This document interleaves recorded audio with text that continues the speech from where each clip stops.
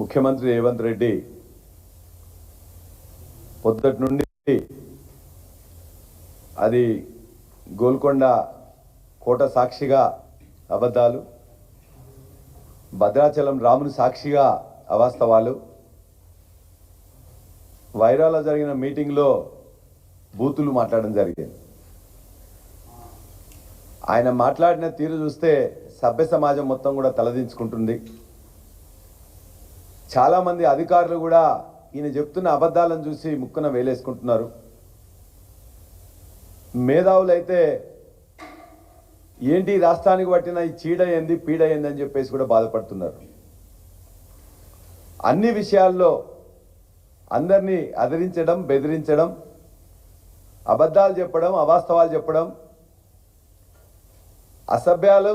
అసభ్యంగా బూతులు మాట్లాడడం, ఇంతవరకు 29 రాష్ట్రాల్లో ఉన్న ఏ ముఖ్యమంత్రి కూడా ఈ విధంగా ప్రవర్తించిన తీరు లేదు.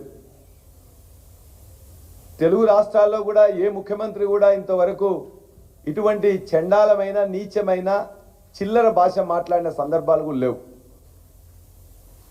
చాలా దురదృష్టం. 2-3 విషయాల్లో ఇవాళ చాలా అబద్ధాలు చెప్పారు.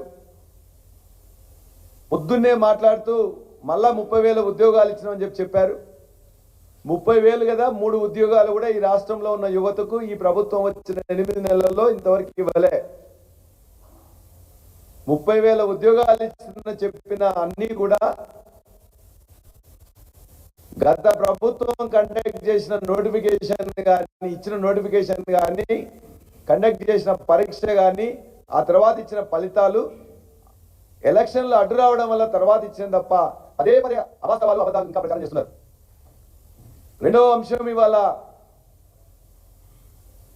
సీతారామ ప్రాజెక్టు గురించి మాట్లాడుతూ, సీతారామ ప్రాజెక్టు వల్ల మేము 8 నెలలనే కంప్లీట్ చేసినాం. సీతారామ ప్రాజెక్టు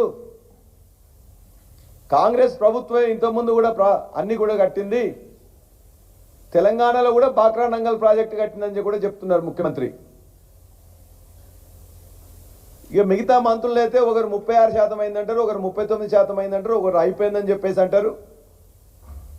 వాళ్ళ వింత ప్రవర్తన, వింత భాష, వింత మాటలు చూస్తుంటే ముందు మీరు దయచేసి మంత్రులారా అవగాహన తెచ్చుకోండి. సీతారామ ప్రాజెక్టుకి 7,400 కోట్లు ఖర్చు పెట్టి కేసీఆర్ గారు దానికి కావాల్సిన మొత్తం కూడా పర్మిషన్స్ తీసుకొచ్చి ఇవాళ మీరు రిబ్బన్ కట్ చేసినరో, కొబ్బరికాయ కొట్టినరో, అవన్నిటి కూడా చేయడానికి మొత్తం కూడా అన్ని ఇచ్చింది కూడా కేసీఆర్ గారి ప్రభుత్వమే, కేసీఆర్ గారి నాయకత్వంలోనే. ఇదే తుమ్మల నాగేశ్వరరావు సాక్షిగా, అదే బట్టి విక్రమార్క అక్కడ ఉన్న ఎమ్మెల్యే సాక్షిగా గతంలో దాన్ని కొబ్బరికాయ కొట్టి మొదలుపెట్టిన నిధులు ఇచ్చిన 7,400 కోట్లు నిధులు ఇచ్చింది వాస్తవం. అది పూర్తిగా కంప్లీట్ చేసింది కేసీఆర్ గారి ప్రభుత్వమే. చిన్న చిన్న పనులుంటే దానికి 75 కోట్లు అని చెప్పేసి ఇచ్చి దానికి 1,25,000 ఎకరాలు ఇస్తానని చెప్పేసి బట్టి ప్రగల్భాలు వలికితే అసెంబ్లీ వేదికైనా ఆనాడే చెప్పినాం, నువ్వు 75 కోట్లకే 1,25,000 ఎకరాలు పారించినట్లయితే నీకు నోబెల్ బహుమతి ఇవ్వాలని కూడా ఆ రోజు చెప్పినాం. పదే మంత్రులు అక్కడికి పోవడం, ఒక మంత్రి పోయి కొబ్బరికాయ కొడతాడు, ఒక మంత్రి పోయి ఆ మట్టిని ముట్టుకొని దండం పెడతాడు, ఇంకో మంత్రి పోయి ఆ నీళ్లు చల్లుకొని పవిత్రమైనని చెప్తాడు. అవన్నీ మీరు ఖచ్చితంగా చేయాల్సిందే. కానీ ఆ పని మీరు చేయడానికి అవకాశం కల్పించింది ఖమ్మం ఉమ్మడి జిల్లాకి నిధులు ఇచ్చింది, ప్రాజెక్టు రూపకల్పన చేసింది, పర్మిషన్లు తీసుకొచ్చింది, పైసలు ఇచ్చింది కేసీఆర్ గారి ప్రభుత్వం, కేసీఆర్ గారు మాత్రమే.